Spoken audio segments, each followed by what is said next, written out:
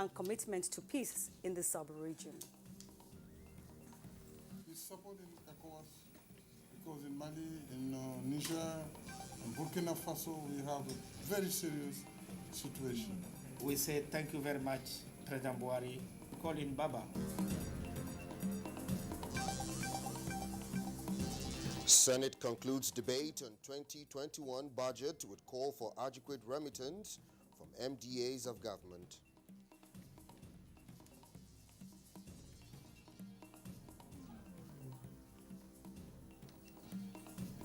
Vice President Yemi Osinbajo emphasizes government's commitment towards creating platforms to better engage the talents of Nigerian youths.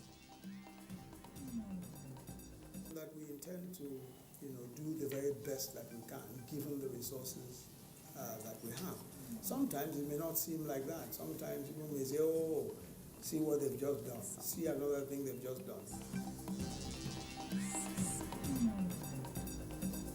And Presidential Task Force on COVID-19 extends third phase of eased lockdown with full resumption order for all civil servants. Civil servants that are resuming from Monday, those below the grade level of 12, the MDAs should make arrangements to ensure physical distancing and avoid overcrowding.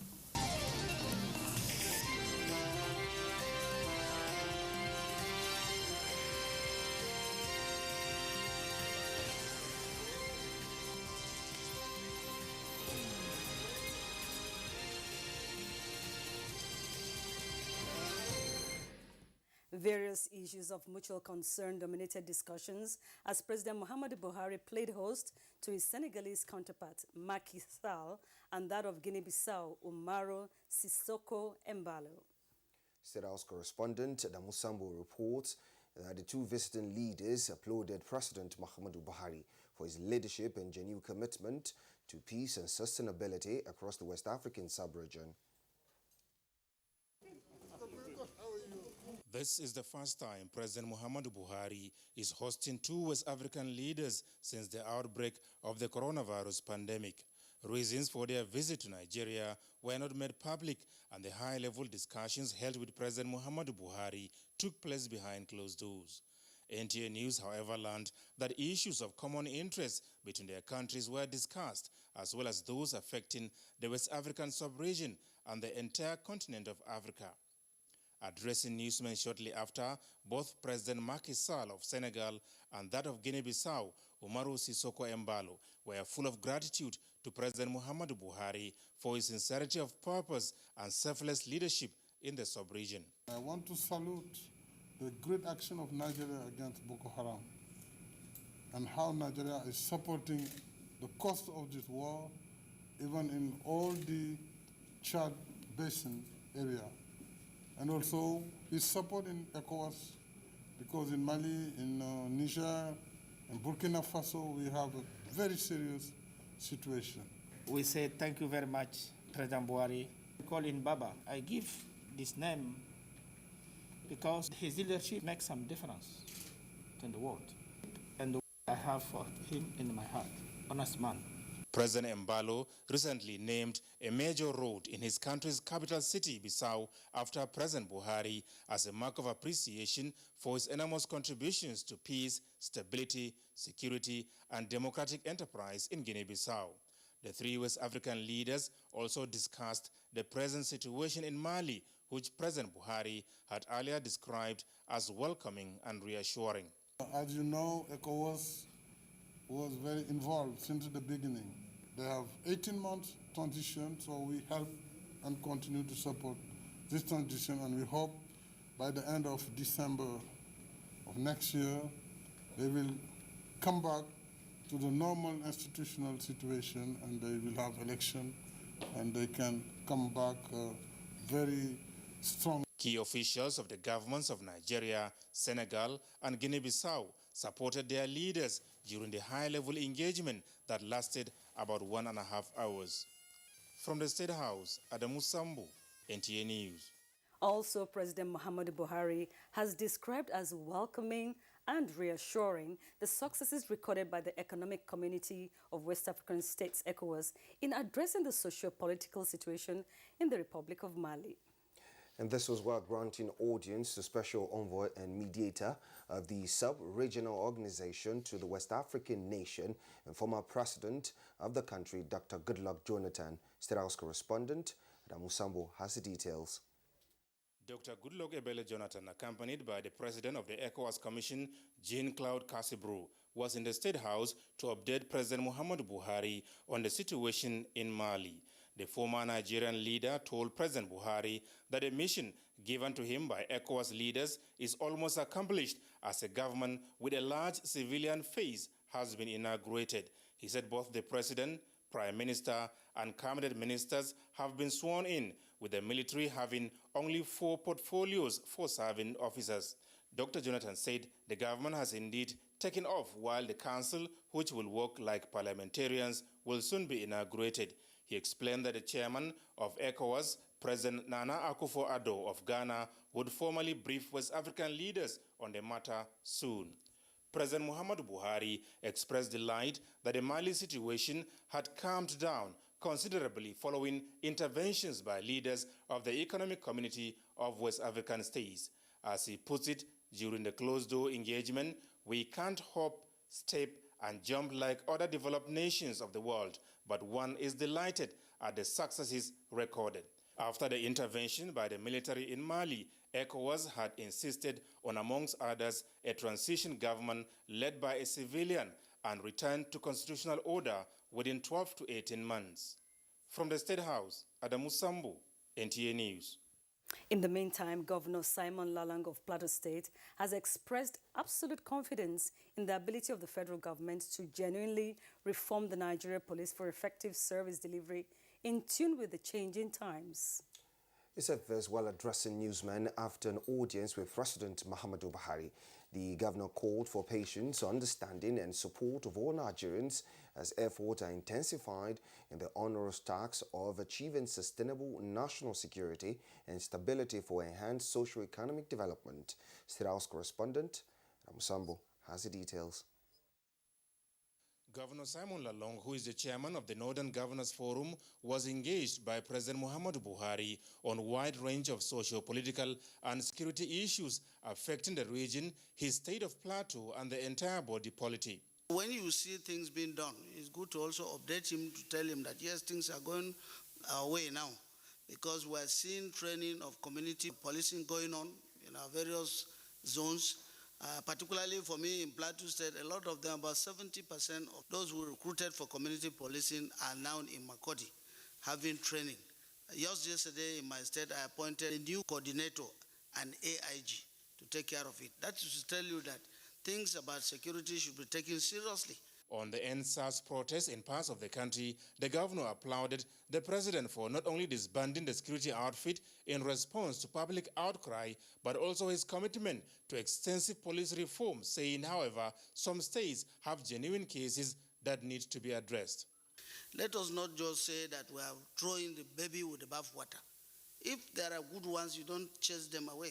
So as SARS is banned, we are now looking forward to an opinion, because most of the states in the north said no. They want SARS because SARS helped them. A lot of SARS people helped them. Borno said if no SARS, he would not have been surviving today. But on the whole, we all agreed that, Mr. President, to still look at these issues.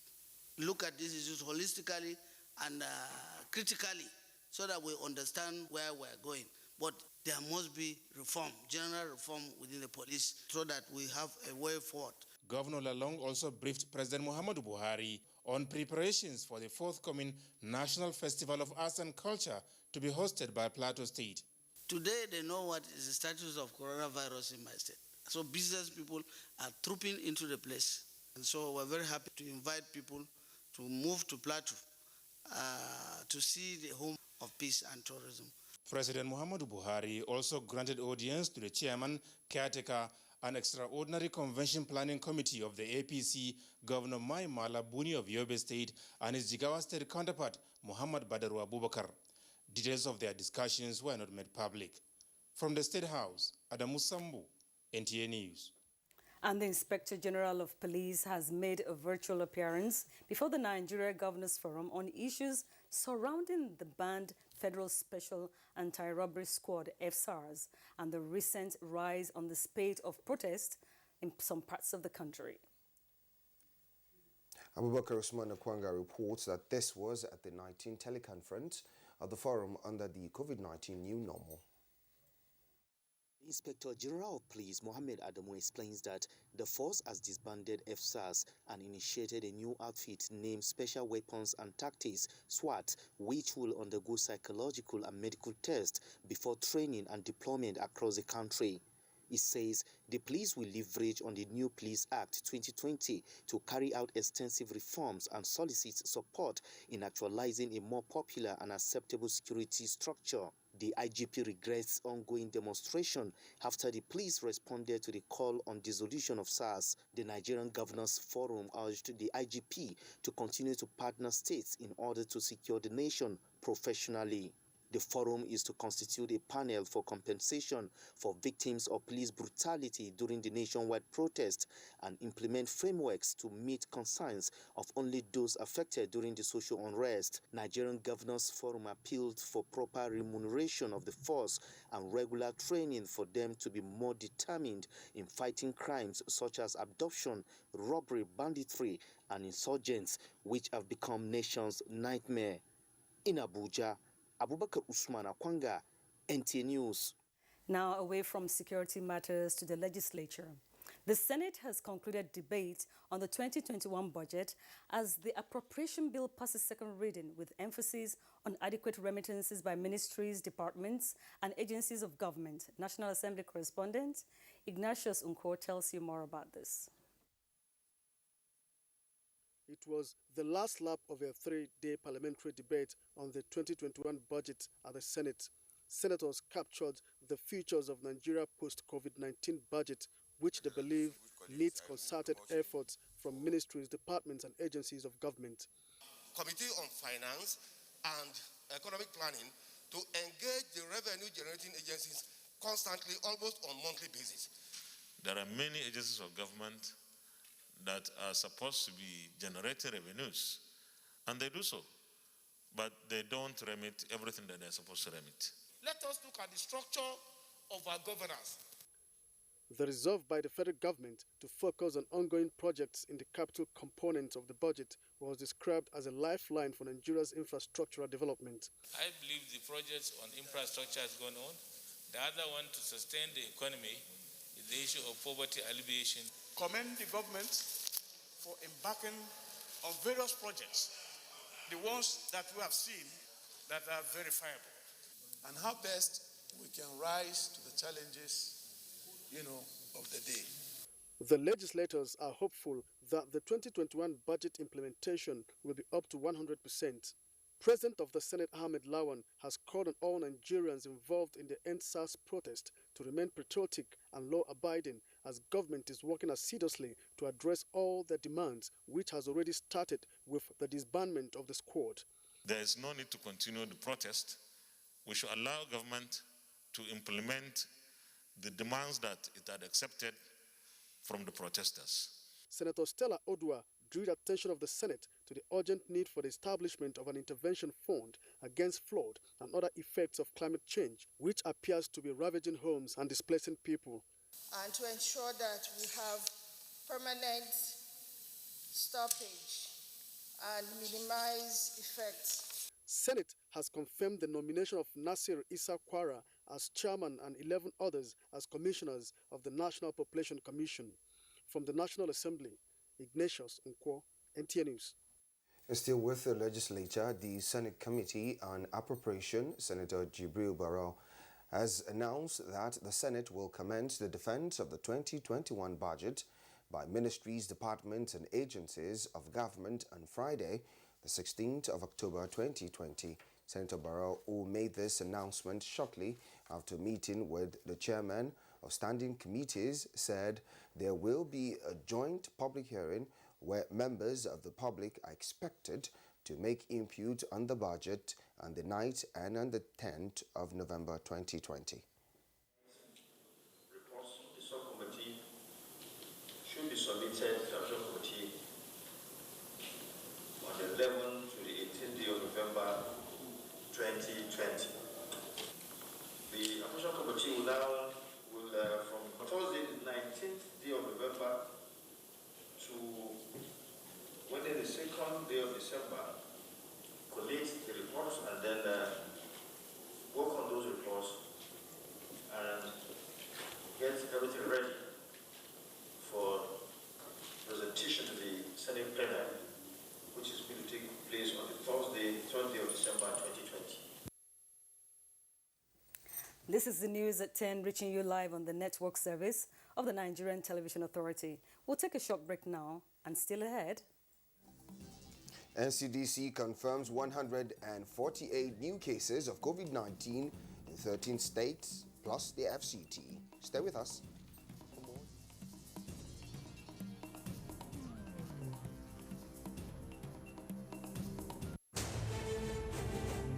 This is NTA News 24 broadcasting from Abuja. You can watch us anywhere, anytime on the following platforms. Start Times, Channel 101, Freak TV, Channel 703, GSTV, Channel 419, and Go TV, Channel 46. For more information, log on to our website, www.nta.ng, or join us on our social media handles, Twitter at NTA News 24, Facebook at NTA News 24. For comments, suggestions, and inquiries, send an email to news24@nta.gov.ng or call us on the following numbers. NTA News 24, news and more news. It's good to have you join us again.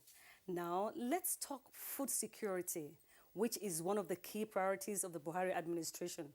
And why not? Today, of course, is World Food Day. That's right, and we have a food and agriculture expert here with us on the news at 10 in the nation's capital. Abubakar Suleiman is an assistant food and agriculture organization representative here in Abuja. You're welcome to the news at 10. Thank you for having me.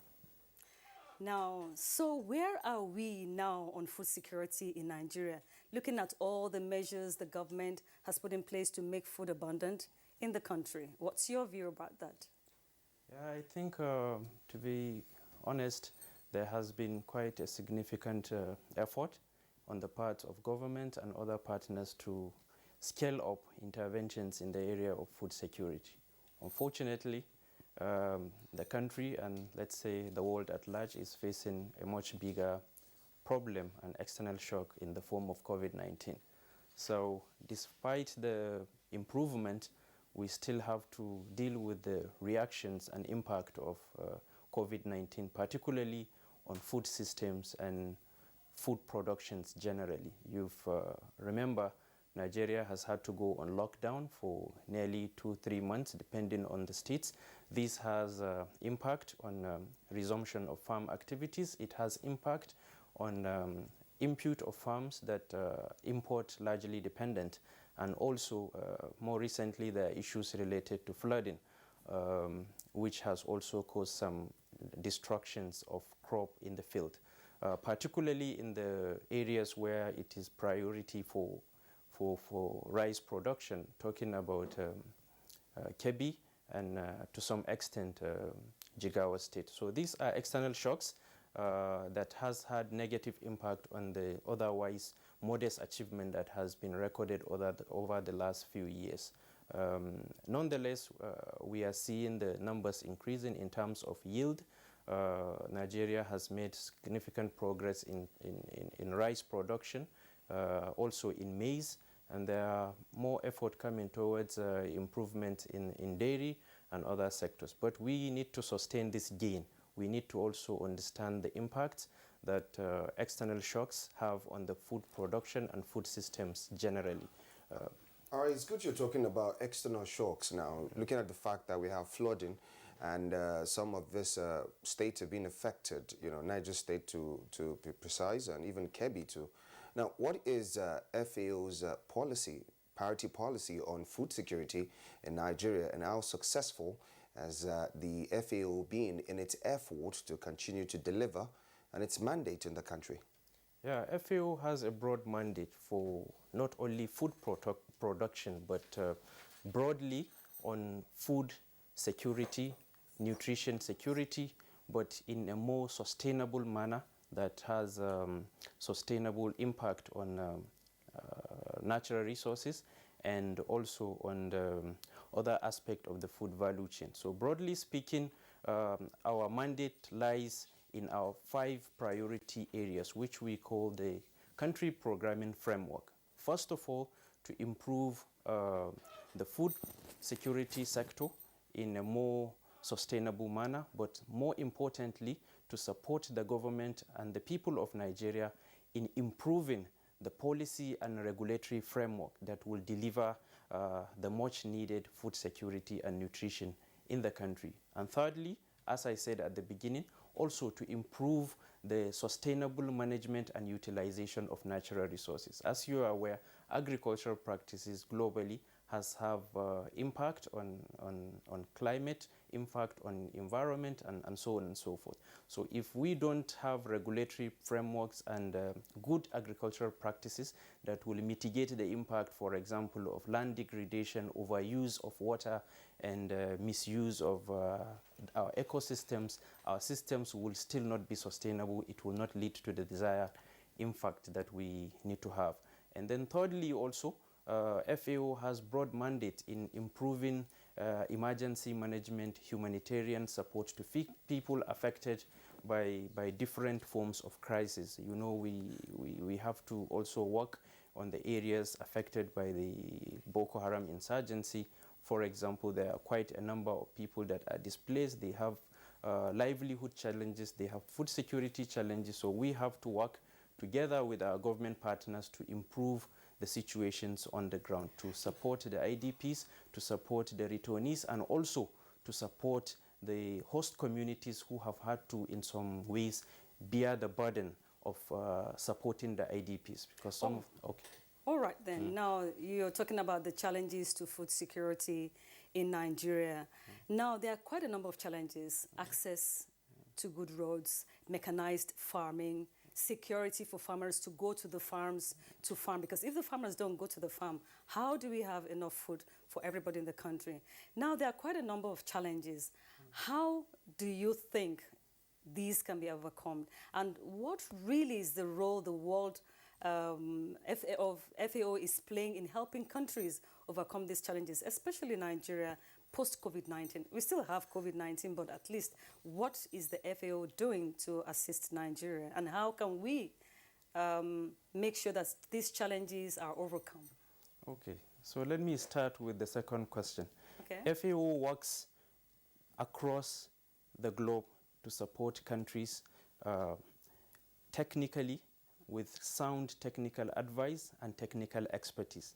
FAO is not a funding agency, but a technical agency of the United Nations with specialist skill to support government, to improve their programming, to support government, to improve the coordination of the programming on the ground, to ensure that interventions and public sector investment or even private sector investment into agricultural systems is technically sound, number one, and is making the desired impact on the ground.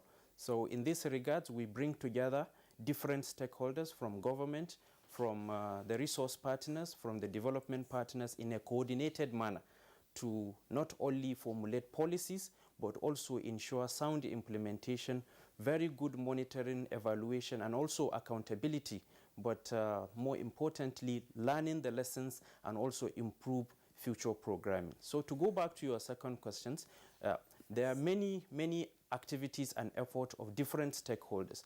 However, we need to do more in terms of coordination, in terms of improving the partnerships. You see private sector works to deliver food security, government works to deliver food security, the civil society, the international community, we all work. However, In some cases, you realize that there is a lot of, let me say, duplications because we are not in many ways coordinated. So this aspect of coordination, although it's happening more or less at a strategic level, at the higher level, it needs to be scaled down to a more practical level in terms of actions on the ground and in the front line.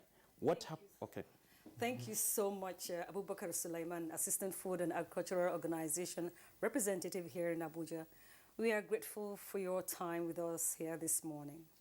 Now, moving on, the Presidential Task Force on COVID-19 has lifted more COVID-19 restrictions with an extension of the third phase of eased lockdown by 4 weeks from Monday, the 19th of October 2020.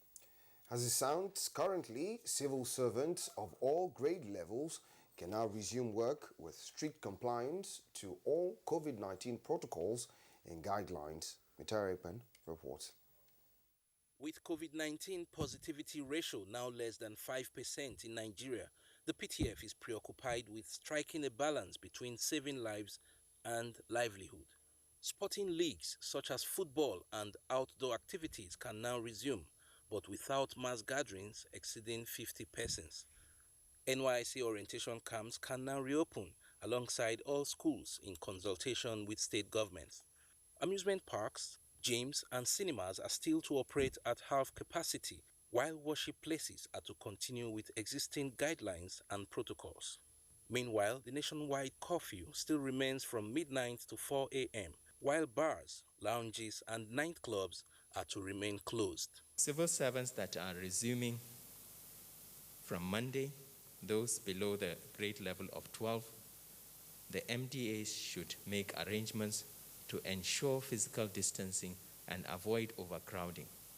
The PTF is recommending that they should resume and have alternate day attendance rather than everybody going to the office at the same time. The PTF says its decision to lift more restrictions should not be a license for carefree attitude to COVID-19 among Nigerians. I will not hesitate to come with recommendations for Mr. President's approval as to how to proceed if we perceive any form of danger that is eminently coming to the people of the country as a result of our conduct and non-compliance with the pharmaceutical interventions that have been put in place. The demonstrations happening across the country. The virus doesn't know whether you're young, you're old, whether you're a policeman or whether you're a demonstrator. It uses the opportunity to jump from person to person. So we continue to advise everyone, wherever you are, to wear masks. You can still have your voice heard if you're wearing a mask. The task force hopes to test 100,000 core members across various orientation camps, followed by a proposed national testing week to scale up response to the COVID-19 pandemic. In Abuja, Mitaire Ikben, NTA News. Now, if you're just joining us, you're watching the news at 10 on NTA News 24. And we are broadcasting live from Abuja, and still to come after this break. Central Bank of Nigeria threatens sanction on financial institutions convening undermining the Anchor Borrowers Program. This is expected to enhance the productive capacity of the ginneries to produce over 102,000 metric tons of cotton lint.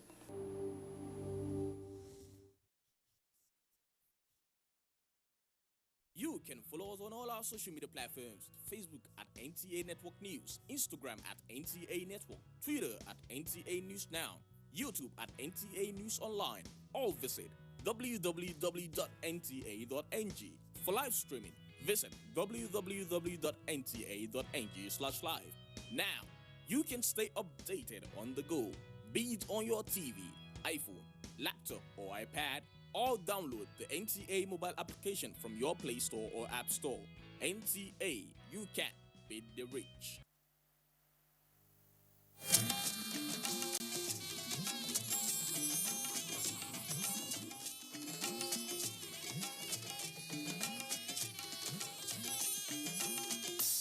This is the network service of the NTA.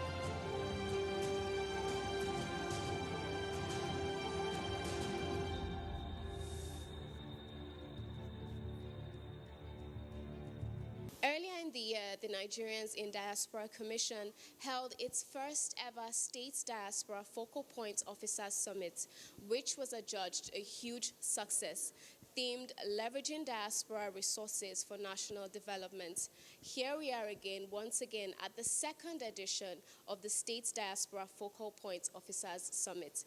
Please sit back, relax, and enjoy the proceedings of today's event, sponsored by the International Organization for Migration, IOM, and the Nigerians in Diaspora Commission.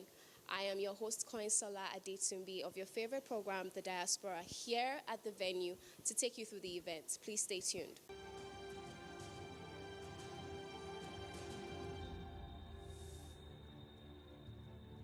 Opening the ceremony with a welcome address is Dr. Sule Yakubu Bassi, Secretary to the Commission. Please listen. The inaugural summit of the State Diaspora Focal Point Officers was successfully held on the 4th February 2020 at the Global Distance Learning Institute and was attended by 14 State Diaspora Focal Point Officers and the Standing Committee on Diaspora Matters.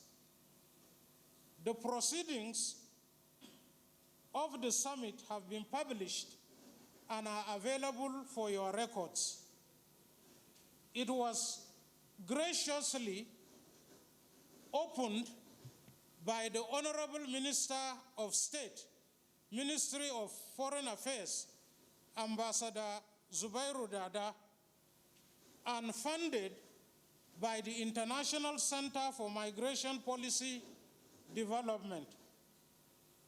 One of the major resolutions of the inaugural summit is the need to hold the summit twice in a year, hence this particular second summit in 2020. At this summit, we are having 28 state diaspora focal point officers, including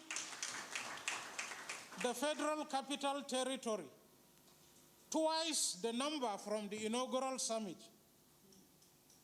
We again, taking permission from the chairman, CEO of NIDCOM, plead with the remaining 9 states to hasten to appoint their respective diaspora focal point officers and establish their state diaspora offices so as to benefit from diaspora inputs in terms of resources, talents, and skills into their economies. This could be through investments, volunteerism, or charity.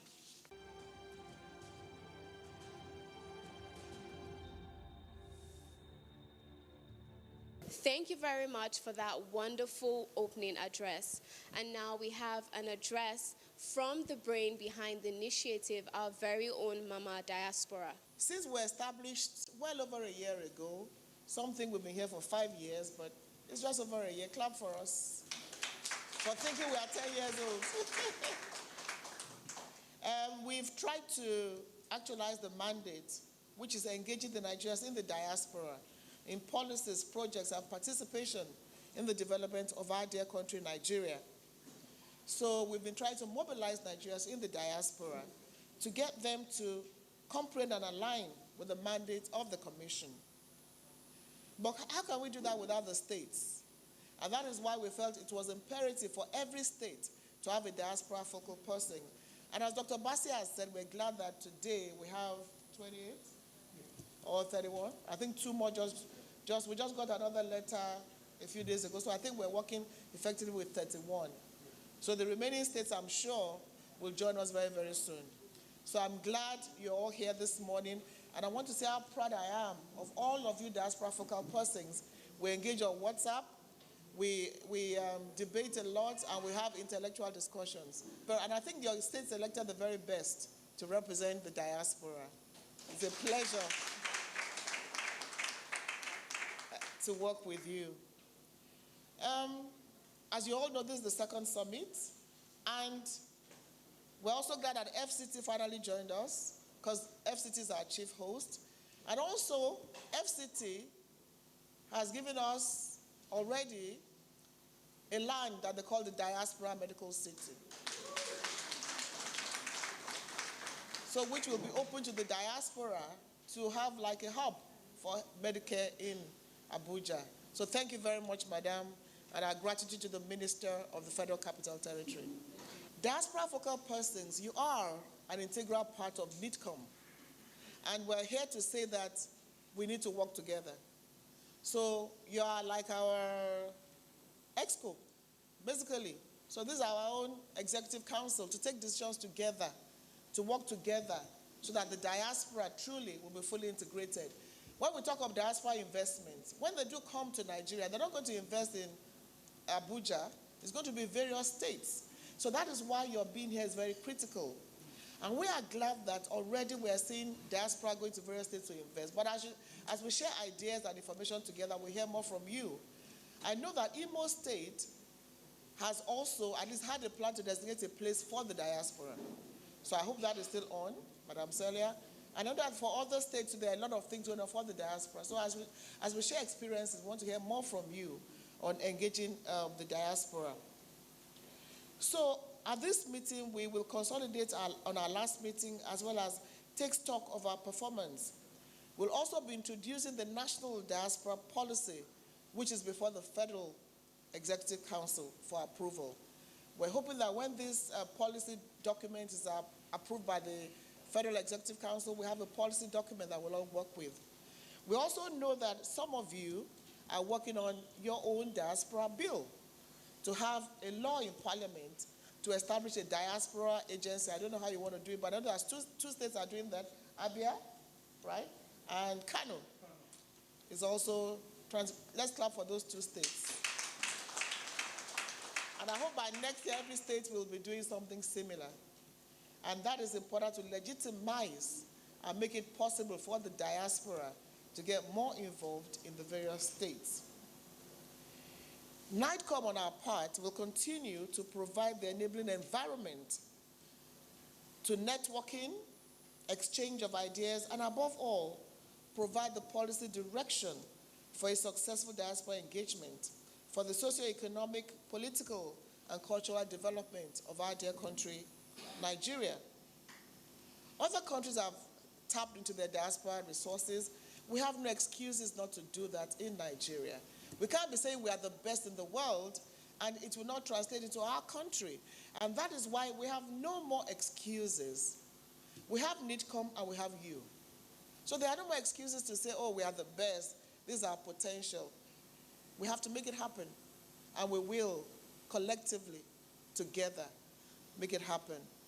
So my dear brothers and sisters, diaspora focal persons, as we move on to this meeting, I hope that we'll come up with programs and ideas and policies that indeed will positively drive diaspora engagement. When we say Israel, Pakistan, China, we have much more than these countries have. And we have the best thing in the world, human resources. So let's tap into these enormous human resources that we have as Nigerians in the diaspora. Professor Sulaiman was nominated as one of the 60 Nigerians at 60. He came from the diaspora. And you know what is mine to choose 60 Nigerians in the last 60 years and have him as one of them is a massive achievement for the diaspora. We as a commission are working on 660 because we realize that if we're 60, even 6,000, we will easily get that with a tap of a finger. So these enormous human resources must be channeled into development of this country. At the end of the day, everybody is coming home.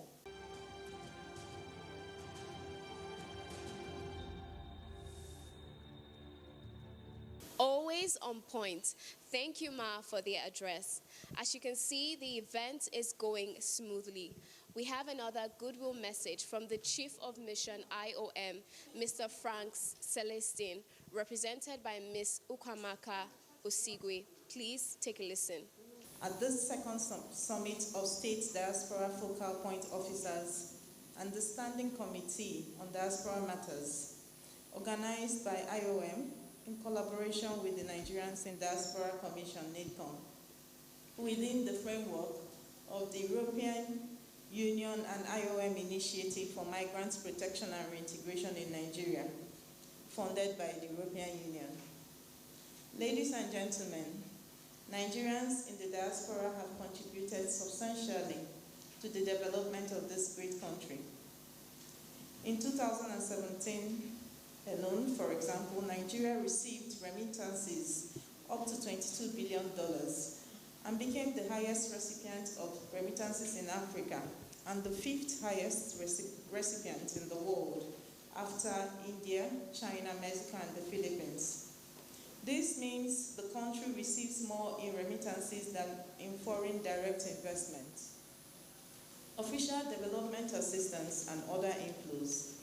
You will agree with me that this has both direct and indirect impacts on the economy as well as on poverty reduction at national and community levels. In recognition of the developmental potentials of the diaspora, many countries of origin have formulated policies for diaspora engagement aimed at leveraging on their overseas communities as a resource for development. Such policies range from securing better welfare conditions for their migrants abroad to promoting investment and contributions to development, of which such engagement could be a catalyst to technology transfer, investment, and economic development of homeland countries. Ladies and gentlemen, the importance of diaspora engagement for national development cannot be overemphasized. And that is the reason IOM, within the framework of the EUTF project, has supported the government of Nigeria to develop a national diaspora policy, which is a comprehensive framework for managing the contribution of Nigerians in diaspora, as well as inaugurated the Standing Committee on Diaspora Matters to, amongst other things, coordinate all diaspora issues in Nigeria as recommended by the governance framework of the National Migration Policy. Well delivered. Thanks for the messages, but that won't be all. Let's get some situation reports from our state's diaspora focal point officers.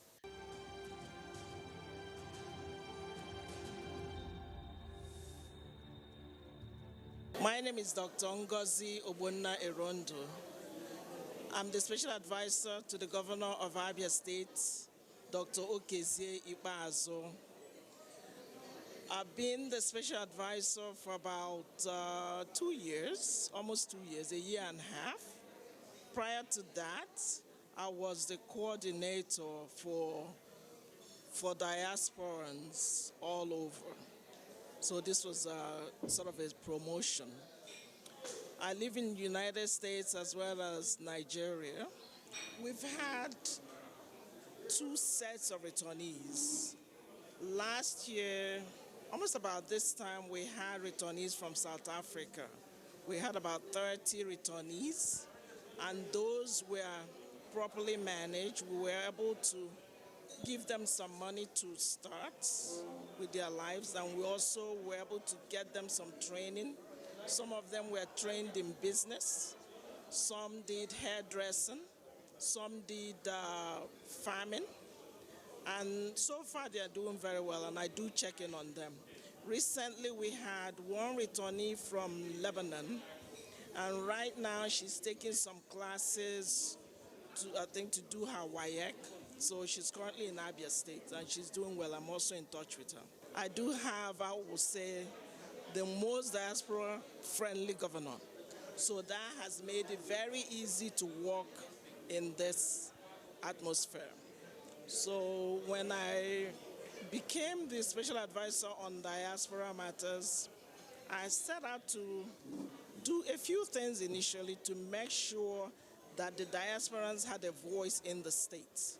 The first thing that we set out to do was to have an office. We wanted to make sure that every diasporan, when they visited the States, they were able to have a place to visit that they will call their own. That we were able to achieve within about 3 months of assuming office. Since then, we've been able to set up committees, various committees that have been able to give them platform to engage the state. We have a committee on education. We call it Diaspora Consortium. That allows people that are interested in things that have to do with education. We coordinate with the Commissioner for Education and do things related to education. And during this COVID, we were able to utilize that platform to collaborate with them during virtual learning when we had the lockdown. We were able to donate radios to the indigenous students that were unable to have the smartphones. That was very successful. We also have two other committees. We have a committee on investment, like a cooperative, and that allows diasporans that are interested in investing in Abia State to have a platform where they can discuss things that they could do, maybe contribute and come together and set up businesses or invest in anything that they want to do in Abia State. So that's an ongoing project. We also have another committee we call the Diaspora Land Committee. That is a committee that was inaugurated recently, and the charge for that committee is to be able to implement development where in the land that the governor has already designated for Abians. So that we're also working on. So we have that, and we're also doing some other things with charity. We donate sanitary pads to students. We do menstrual hygiene education. We also donate to motherless babies' homes. Especially during this COVID, we were able to do a lot of those. So I would say the Diaspora Office, we've been able to galvanize the diasporans to participate. And the way we do it is we say whatever it is that you could do, no matter how little. That way we engage them and make it comfortable for them to start doing something. Because we notice that once they start, they would not stop. So it makes it easy for them to come in and engage. So I'm Professor Wale Sulaiman. I'm representing His Excellency Governor Abdulrahman Abdulrazak of Kwara State with regards to diaspora affairs. As you know, the Governor of Kwara State is from the private sector, so we've taken an approach of a private sector mentality here. And what we've done is obviously the office exists. His Excellency actually addressed Kwarans in diaspora virtually. I think Honorable Abike Dabiri was actually on the virtual town hall meeting, which was very good. And then we've now chosen champions that will actually drive each sector of the opportunities in investment in Kwara State, agriculture, IT, healthcare. And those are the people driving it and taking ownership to make sure it succeeds. Now we have a big move to do agricultural investment in Kwara State, which will create jobs and actually drive the economy in the right direction. My name is Dr. Matthew Okiri Okeim, the Special Advisor to the Digital Governor of Cross River State on Diaspora Affairs. I have been on board since 2015, and I was reappointed in 2019 to continue from the good things I've done about the Office of the Diaspora and the good people of Cross River State and NITCOM and Nigeria in general. Especially in 2015 when I came on board, I was able to attract 32 medical doctors from the United Kingdom down to Cross River State, and they came and provided free medical facilities to the people of Cross River State. And we've also been able to set up a data bank to act as a leeway and a communication level between those at the state level and across the country. My name is Honorable Bolanle Sarumi Aliyu. I'm the Senior Special Assistant to the Executive Governor of Oyo State, that's Engineer Sheyi Makinde, on diaspora matters. Since inception, that was in April 26, when the Executive Governor inaugurated the diaspora mission in Oyo State. We've managed to carry out quite a lot of activities with the full support from NITCOM and various important organizations like IOM. We've repatriated close to 100 human trafficked victims who were stranded as well in Lebanon. We had support from the Lebanese government, Lebanese community, Silver Wings, and definitely my state, who actually paid and facilitated the return of 55 of these 100 victims. So human trafficking is one of our activities in Oyo State. The Executive Governor mandated me to ensure that any of the citizens suffering abroad, wherever they are, we should assist them to come back home and, live a better life.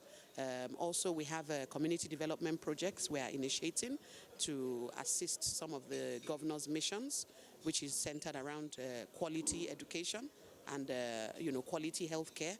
Currently in Oyo State, if you're following, we have free education and we are getting more quality education. My name is Mohammed Baba Usman. I'm from Niger State, and at the same time, I'm the Niger State Focal Point Officer on Diaspora. We coordinate the activities of voluntary organizations in the state. So it's NNVS, Nigerian National Volunteer Services, and Diaspora Relations. Since my assumption in office, that's like 3 to 4 months back, we mainly concentrated on the database of Nigerites that are based in diaspora, because there's no way you can harness the potentials in the diaspora of Nigerians based in diaspora or Nigerite based in diaspora without having a database. So in the state mainly, in the agency, we were mainly working on the database, and at the same time we're in the process of domiciling the agency in Niger State. You understand? We're already talking with the Ministry of Justice and the House of Assembly. We're looking at the processes involved in domiciling this agency so that we can tap from the activities of giving back to the state from the indigenes of Niger State and Nigerians at large. Thanks to the state's diaspora focal points officers, that will be all for now. Not so fast. Look, I'm tired. I want to check out of this country for greener pastures. Just calm down for a moment. Please sit down. Do you have a job where you're going to? No, but someone is arranging, Listen, Alinko. Checking out of this country without proper planning means one thing. Unimaginable begin. I've been in the diaspora, but legitimately doing great things at home and abroad. As I've been saying, without the proper footing abroad, the risk is not worth it. Listen, Alinko, it's better to be home than be trapped abroad, or even end up in prison.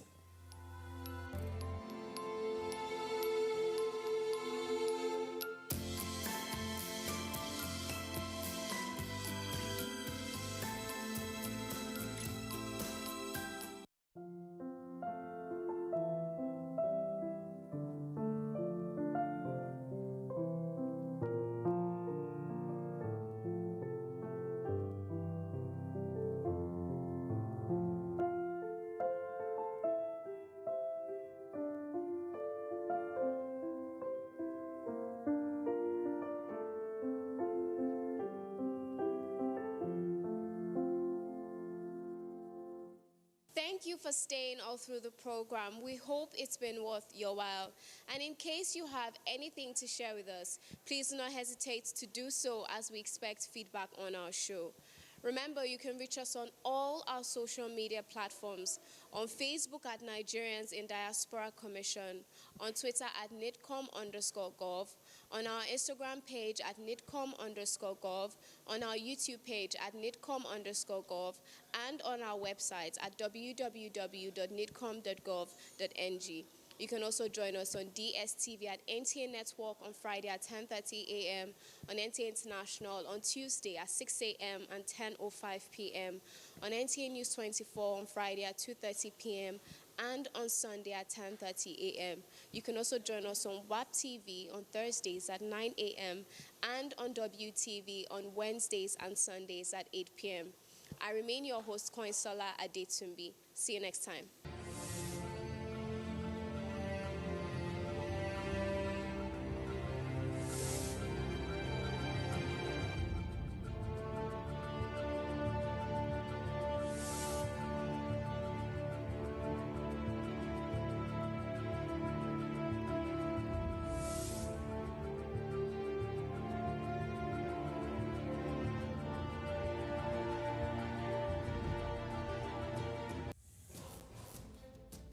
From dusk to dawn, 24 hours a day, NTA International is with you.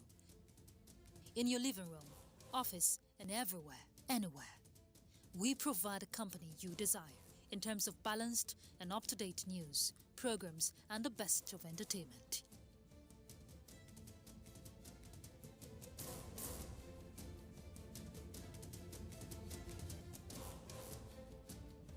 Tune in to DSTV channel 251, GoTV channel 91, Freeview channel 264, or live streaming via www.visiontv.co.uk. Application for iOS or Android. Intelsat 901/332.5 degrees east. You can also see us on Facebook and YouTube for quality content on the go. NTA International, Africa's window to the world.